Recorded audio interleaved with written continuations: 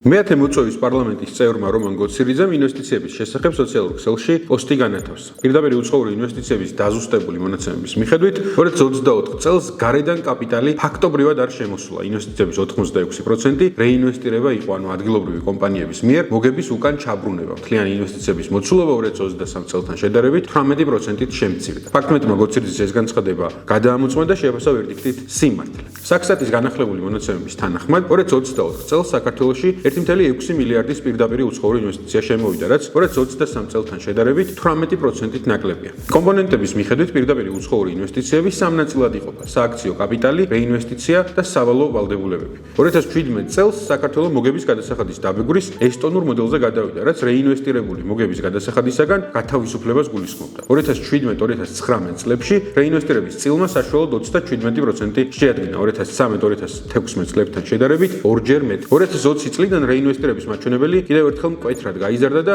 ბოლო 5 წელიწადში 3-ჯერ 80%-ს და უშუალოდ 2024 წელს 85%-საც გადააჭარბა. ის ფაქტი, რომ ინვესტორი მოგებას კომპანიაში ტოვებს, ანუ რეინვესტირებას აკეთებს, მისასალმებელია, თუმცა კიდევ უფრო მნიშვნელოვანია ახალი ინვესტიციების მოზიდვა. 2023-2024 წლებში ახალი ინვესტიციები სავალო ვალდებულებებმა მნიშვნელოვნად შეამცირა, რის შემდეგაც ახალი ინვესტიციების წილი მთლიან პირდაპირ უცხოურ ინვესტიციებში ჯერ 17%-მდე და შემდეგ 14%-მდე შემცირდა. უკეთესი ვითარება არც 2025 წლის პირველ კვარტალშია, იანვარ-მარტში წინა წლის ანალოგიურ პერიოდთან შედარებით პირდაპირი უცხოური ინვესტიციები 25%, 245-დან 184 მილიონ დოლარამდე შემცირდა და მასში რეინვესტირების წილი 84%. შესაბამისად, პოლიტიკოსის პოსტში გაჟღერებული ფაქტები სიმართლეა, უფრო მეტი დეტალი შეგიძლიათ იხილოთ ჩვენ სტატიაში, მანამდე გამოიწერეთ ეს არხი და დაელოდეთ სხვა გადამოწმებულ ფაქტებს.